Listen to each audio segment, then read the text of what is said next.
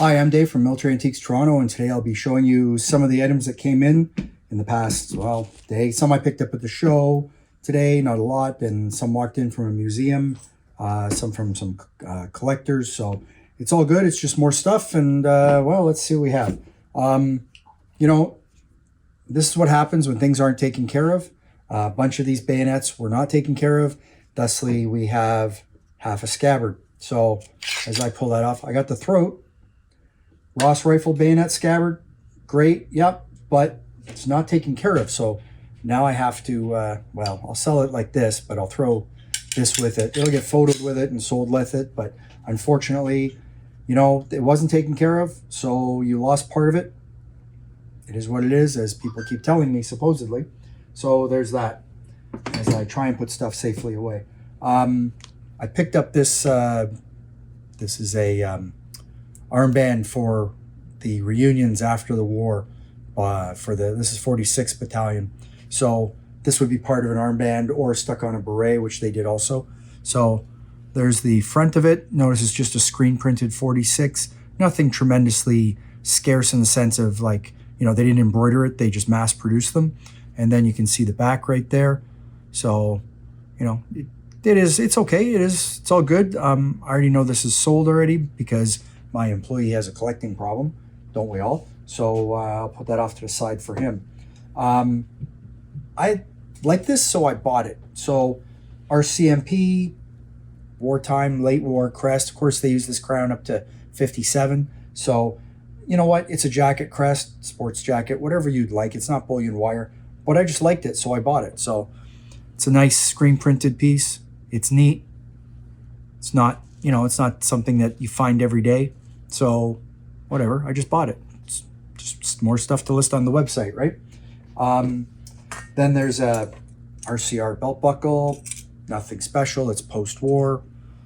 So there you go. Two-piece, goes together, nothing tremendous. Yeah, where to go? German belt buckle with the tab still on it. Nice paint, green paint on it. Probably coastal artillery, perhaps. So there you go. And you can see right there, the tab is maker marked and dated. Nice steel buckle. Sometimes they're marked under here, under the tab there. I can't see it from this angle, but it's a nice steel painted belt buckle. So very nice, actually. Then we have now this is specifically Martini-Henry. Why is it Martini-Henry?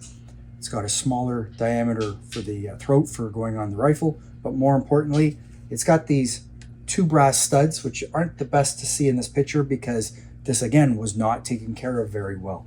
It is not regimentally marked, at least not that I saw. And again, it's not in the best condition. It's going to have to, I'll have to wipe that down. It's covered in garbage, but whatever. I will show you the brass studs I'm referring to. So there and there is for the Martini-Henry specific. You'll see that that is, whereas if it's a Snyder, it's shorter, the bayonet's shorter, and it doesn't have these brass grommets. So there's that. You know, this is, it's a machete. Yes, it is. Zip brand, made in England. Great. That's not correct. Someone's taken this and modified it, stapled it over, whatever you want to call it. This was a cover, spare barrel for something, probably a machine gun or something. And they just cut this into it and made a scabbard for it. So this isn't military issue, but it came along with it. And that's the problem with some stuff, is that things were repurposed into things like this to be used for utilitarian purposes. Not necessarily a military issue, but people sometimes think they're military issue when they're not. But it is what it is. So spike bayonets, not rare. If you get the scabbards with them, they're great. Not great, they're not $1 million. You want to look for the markings on them. So they're right there. And that's number 4, Mark 1, Mark 2. And that one I'd have to look at a bit closer. But they're not incredibly rare. As you notice the difference here and here, one piece more. So you'll see that. You can see the casting line here for when they were forged. So there's that. And one reading, and there's my distant early warning system. Bayonet. World War I was scabbard. I can just not make out the date.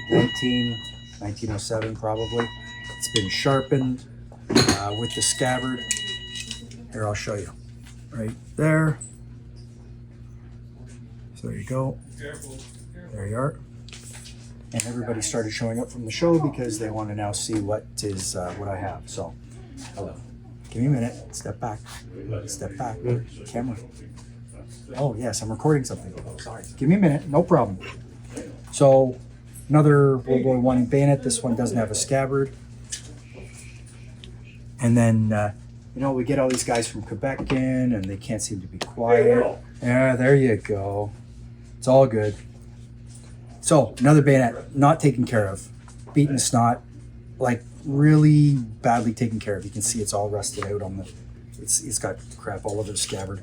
And again, scabbard's got some paint on it, 1907, and it looks like a Remington right there. But, it is what it is. So there you go, there's that. And I know Bill loves hearing me say it is what it is, so that's why I keep repeating it. War cap badge. So I meant to get this video done before the insanity started. More people came in, but that's not going to happen. So this one's got 2 holes drilled in it, which I will show you in a second, and the slider taken off the back. Now, why? I don't know. If it was to be just sewn onto something, they would have removed these properly, but they didn't. So there you go. And you see the 2 holes they drilled, probably for sewing onto a pith helmet, very likely, because honestly, those would keep it attached. So there's that.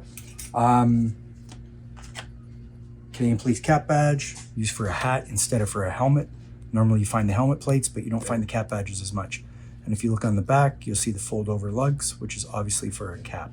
So there you go, instead of for a pith helmet. So there's that. Some different shoulder titles. So we got the King's Own, let's see, flat lugs on the back, Royal Inniskilling, and Norse Staffs. These are all World War I. If you look at the back, you can see the flat lugs on the back, standard World War I British. So there's those. Then you got 2 collars for what could be the 241st for that one, but that's the Essex and Kent Scottish. Well, it became the Essex and Kent. They were just the Essex Scottish at the time. So pin back and lug back. So there's that. And I have to look at these closely. I think these are World War II Australian Military Commonwealth Forces. So the problem with these, not the problem, but what you want to look for on these is on the back here. They're usually maker mark for Melbourne, and these ones are not. So I'm sure that they're not World War I. They're probably World War II. But you know what? I'll drag out my book and make sure and see if that's actually what they are, because I don't want to misrepresent it when I sell it. 1902 pattern holster. So that came in with this pouch. And the nice part about this is, yeah, okay, it's, cavalry, dismounted, whatever. But what's neat about this is that it's War Department stamped. The only marking on it is right there. Broad arrow 134. What the 134 is, I don't know, but you can see the stitching's not loose. It's all messed up. It's in good condition. It's great. So there's that.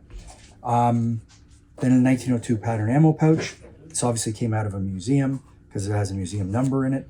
The markings on the back are right there.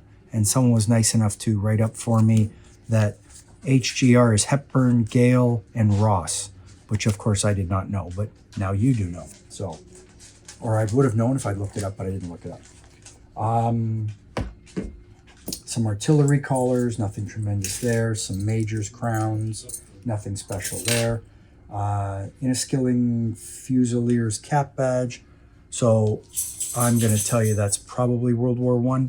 My employee, who seems to know the difference, is I will ask to make sure. And the difference supposedly is in the which way the flag faces. So World War I faces one way, World War II faces another. He knows better than I do. I'll ask him, and I never remember which one's which, so whatever. Black watch belt buckle. Excuse me. Yep, great. Another black watch belt buckle. But this one, the guy put his service number on the back.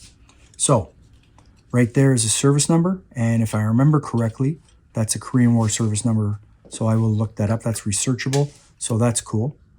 So that's one more piece to get processed. A Sweetheart lapel badge for the North Staffs or South Staffs. Let's see. I have to take my glass off for that one. Yeah, you know what? Need a loop for that one. So infantry rifles at the top. It's either North or South Staffs. So Staffordshire. So that's neat. There's that. Musician's badge and a Royal Engineers Sweetheart badge. So there's that. And a set tobacco pack. Great. So what? So a lot of stuff gets thrown out. What's nice about that is that it's for duty free on Her Majesty's ships, His Majesty's ships. So there you go, right there. So that's cool. There's that. World War I Imperial German belt buckle.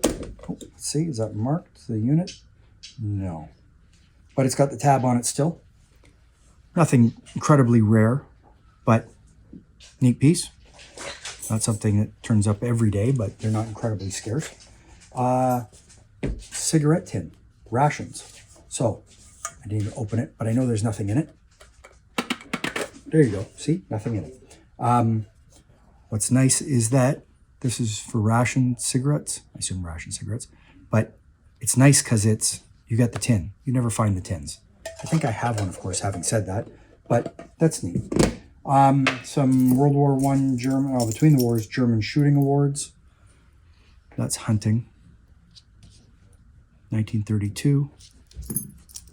And that one is 33. And that one is 38, 35. Marksmanship, hunting, shooting, something like that.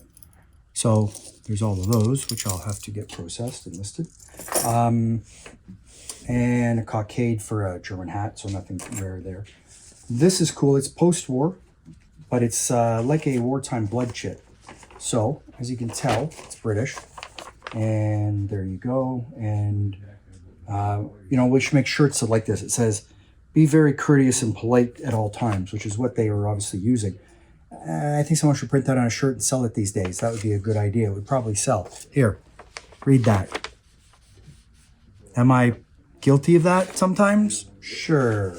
But you know what? Some people don't deserve that. Well, you know what? I shouldn't say that. Whatever. So, different languages. It's in paper instead of silk like you would find them. But that's a cool piece. So that's another thing just to get processed and put on the website. World War I Div Patch, 5th Division. I think it's 138th Battalion, but don't quote me on that. Someone mentioned that. I have to go look it up. It's got some mothing, but you can see, right? Like, I found that and went, yeah, I'll take that. I know what that is. So that's already sold, actually. The customer came in and saw it and went, yeah, I'm all over that. I'll take that. So that's kind of cool. Number 36, Mills. Notice that's all I said was Mills. I'm sure you'll figure it out from there. Oh, and there's my distant early warning system. So why did I buy these? Well, this one here is a Chatco, as you see right there. In fact, you know what? Let's get this off this base. I didn't want the base. I bought it just because it came with the base, but I wanted the contents. If I can get this apart. I should have probably done this before. There we go. No, maybe. Yeah, there we go. Okay, right. C for Chatco. Chatco's out of Windsor. They're harder mills to get. It still has the contents in. I will be taking this apart to make sure it's FFE, which I'm sure you know. If you know what I'm talking about, you know what that is. So there's the spring and the but the striker. I will take this apart, make sure there's nothing in it before I sell it. Same with this one. Why someone painted it gold, I don't know. But The reason I bought this one is because F&W, Frost and Woods, which is here in Toronto. F&W, Frost and Woods, great. Most importantly, F&W, 1942. So that's the base plate for the cup discharger. So needless to say, I was very happy to get that. And did I take this? Yeah, I did take this apart. Let's see. Again, I'll be making sure this is FFE before I sell it. It's dated 44 inside, but it's a number 36. So they're nice. So that's one more thing I have to double check before it gets photoed and put on the website. So that's next. Second last piece. Picked up came in from a museum, a German gas mask canister. Unfortunately, there is nothing in it, but it's still a German gas mask canister. So it's not in bad condition. It's not messed up. It's not rusted out, you know, but it's still good. So there's that. And I hear we have Whistling Dixie in the store because I guess it's a Quebec thing. So this book, which I stock and have on the website, can't miss it. It's a great book. Why is it a great book? Well, it's the newest edition, but most importantly, it shows you everything you need to know about British and Commonwealth bayonets. And in walked the door this out of a museum. They didn't need it. I thought the scabbard wasn't correct. I knew what it was, but really good. Great. So I had asked around. I haven't had one before. And on page 332 for Canada is the Savage bayonet. So these were used by the Montreal Home Guard. Very limited purchasing, very limited production, not a common item, and that's putting it mildly. So very good piece to get. I was surprised that it came in the door, truthfully. If you look at it, it's marked Savage right there on the blade. There's no other markings on this. Obviously, it's been sharpened, as you can see. And it is what it is, though. And then there's the scabbard. So obviously, it was on someone's belt, and they sat down and popped some stitching. But, you know, it's over 100 years old.